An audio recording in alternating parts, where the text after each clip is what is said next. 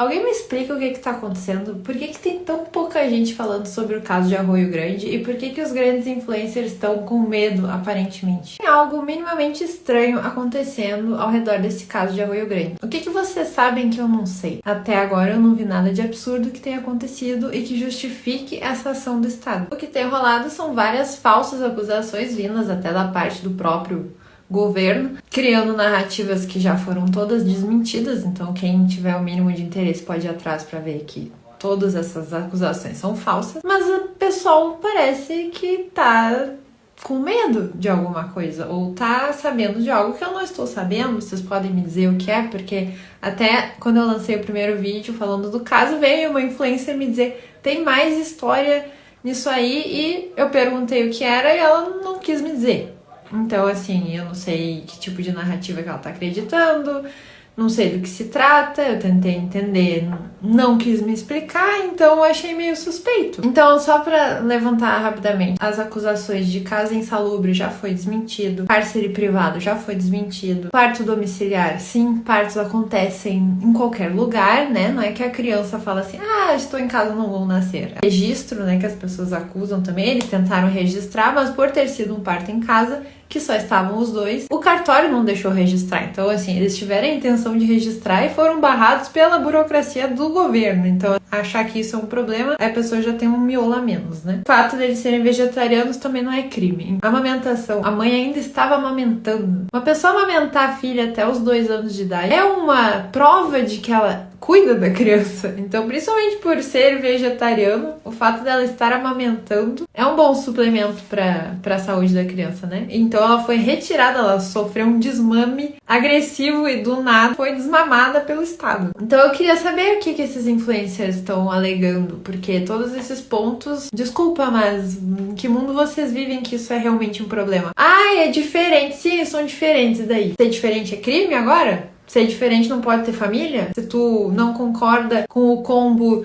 Estado e indústria farmacêutica, tu não pode ter filho, não pode ter uma família? Qual é a alegação que vocês têm sobre isso? Qual é a lógica por trás de tudo isso? Vocês param pra pensar realmente se existe algum crime nessa história? Ou é só, eles são estranhos, eles são diferentes, então tudo bem o Estado roubar a criança? Eu não sei se a galera parou nesse ponto realmente, então eles são mau caráter e burros, ou se tem alguma coisa por trás. Vocês receberam alguma ligaçãozinha ameaçadora? Não sei. É isso? Estão com medo de perder o canal? Talvez eu perca meu canal por causa disso, mas foda-se, porque a questão é, o que é correto? A gente tem que falar? Eu fico revoltada com essas coisas. Então minha pergunta para essas pessoas é: tu não concordar com o protocolo universal de saúde é crime? Agora, na opinião de vocês? Tu não deixar o Estado usar o teu filho como um instrumento epidemiológico é abuso de menores? Vocês pensaram sobre isso? Vocês têm alguma justificativa pra alegar isso? Eu fiz um vídeo que eu expliquei esses pontos de uma forma mais teórica e mostrei como a lei natural explica tudo isso e como o Estado é totalmente ilegítimo no que ele está fazendo e como as civilizações antigas lidavam com esse tipo de problema de abuso real, né? Não é o que está acontecendo em Arroio Grande. Arroio Grande é um abuso do Estado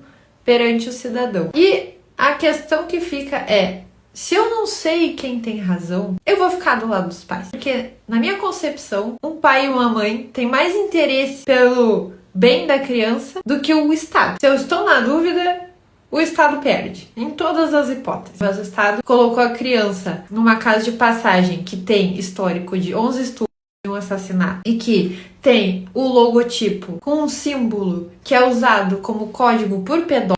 Desculpa, mas eles não têm muita moral para dizer que eles estão muito interessados no bem da criança. Porque esse símbolo ser usado como logotipo é no mínimo irresponsável da parte deles. E um lugar que teve essa situação de estupro e homicídio comprovadamente, vocês podem procurar, pior ainda, eles usarem esse tipo de comunicação visual. É uma irresponsabilidade absurda. Eles deveriam ter muito mais cuidado do que qualquer outra pessoa para usar esse tipo de símbolo. E eles não tiveram esse cuidado. Assim como não tiveram cuidado na hora de contratar uma enfermeira que fez toda essa situação do estupro aí. Então a minha pergunta também fica: pessoas que trabalhavam naquela época que houve esses casos horríveis estão ainda trabalhando nessa casa de passagem? O que aconteceu com essas pessoas que seriam responsáveis de verificar a situação, verificar a segurança das pessoas que estavam ali? Pergunta Pergunta inocente, quero saber. É uma pergunta legítima. E o ponto que eu quero ressaltar aqui é que se existisse alguma prova de falha grave dos pais, de abuso ou qualquer coisa nesse sentido, vocês não acham que isso já teria vindo à tona? Vocês não acham que o governo usaria isso para calar todas essas pessoas que estão ficando revoltadas com razão e que estão levantando suspeitas de o que está acontecendo em Arroio Grande? Fica esse questionamento, já pararam para pensar sobre isso? Então eu não sei se as pessoas são levianas de acreditar na primeira falsa narrativa que elas recebem, inclusive do Estado, para justificar o que ele está fazendo. Então o que está aparecendo é que existe um sistema de dissuasão das pessoas que estão falando sobre esse caso e que tem alguma relevância. Parece que tem alguma organização, né, por trás de tudo isso para dissuadir as pessoas de falar, né? Meio macabro esse negócio, considerando esses pontos que eu falei anteriormente. Estranho? Vocês não acham, não? A minha pergunta é quem está por trás disso tudo? O que está acontecendo? Alguém me explica? Tô com medo também de o que vai vir depois eu pedir essa explicação. E um ponto muito importante de tudo isso é que eles não estavam deixando os pais verem os filhos por um motivo totalmente arbitrário. Uma das primeiras visitas que os pais fizeram aos filhos. Bom, primeiro tinha uma enfermeira saindo da casa de passagem mostrando a filha menor de 1 ano e pouco para um carro que estava na rua, que abriu a janela, tem vídeo disso. E ela falando, olha que bonitinha. Lembrem do logotipo desta casa de passagem. Sem relação nenhuma, mas só lembrem dessas duas informações. Estranho, muito estranho. Teve essa situação do carro e teve a situação de que o filho estava com hematoma no braço. E aí os pais fizeram um BO sobre isso e aparentemente por causa disso eles não puderam mais visitar os filhos. Então quer dizer que se os pais têm suspeita de que os filhos estão sendo abusados e eles fazem o protocolo que seria burocrático do estado de fazer uma denúncia, isso acarreta em não poder mais ver os filhos. Interessante. Eles ficaram 2 meses sem poder ver os filhos. Então, imagina o que é para uma criança ficar 2 meses sem ver os pais, morando com estranhos num local que talvez elas não estejam sendo tratadas do jeito que deveriam, né? Pra ter com um hematoma no braço. E aí, agora eles voltaram a ver as crianças, porém foram proibidos novamente. Eu acho que eles viram umas 2, 3 vezes as crianças de novo. Viram mais hematomas nos braços das crianças, acho que das 2 dessa vez. E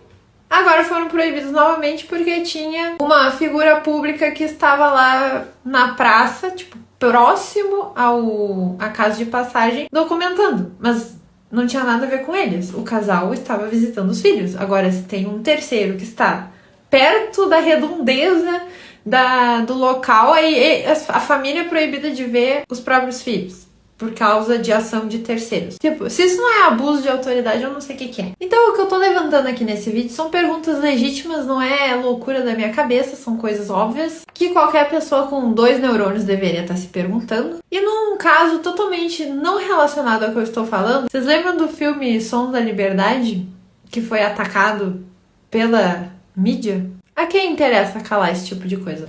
Não sei. Por que eu falei isso? Nenhum motivo, tá? Não tem nenhuma correlação uma coisa com a outra. Bom, e se eu não falar mais nada sobre isso, sobre esse caso, eu tô sempre postando meus stories, tudo que eu tenho de informação. Quem quiser ir acompanhando, vai seguindo meus stories ali, que tudo que tem eu posto. E se eu não falar mais nisso é porque deu merda e é coisa grave, tá? E se a minha conta cair, vocês já sabem do que está se tratando e vocês vão ter a confirmação de que isso é uma coisa bem macabra que tá rolando aqui. Por hoje é isso.